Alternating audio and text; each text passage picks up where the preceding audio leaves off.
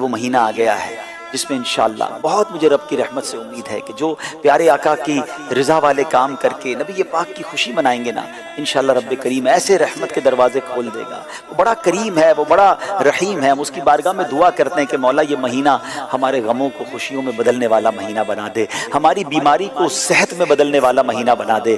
اے اللہ ہمارے جتنے پرابلمز ہیں اپنے کرم سے دور فرما دے، بلکہ یہ مہینہ ہمارے مکے مدینے کی حاضری والا مہینہ بنا دے۔ سبحان اللہ، میلاد کا مہینہ آیا ہے، ہم نبی پاک کو درودوں کے اور سلاموں کے گجرے پیش کریں۔ بس انشاءاللہ آج سے نیت کر لیں کہ 5 وقت پابندی سے نماز پڑھیں اور یہ تحفہ نبی پاک کی بارگاہ میں پیش کریں گے۔ چہرے پہ داڑھی شروع کر دینا آقا کی بارگاہ میں تحفہ پیش کرنے کے لیے، سنتوں پر عمل کرنا شروع کر دیں، غلط کام چھوڑ دیں۔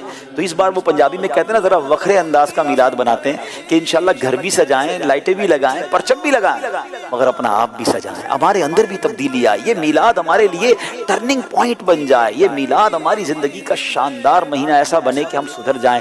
نبی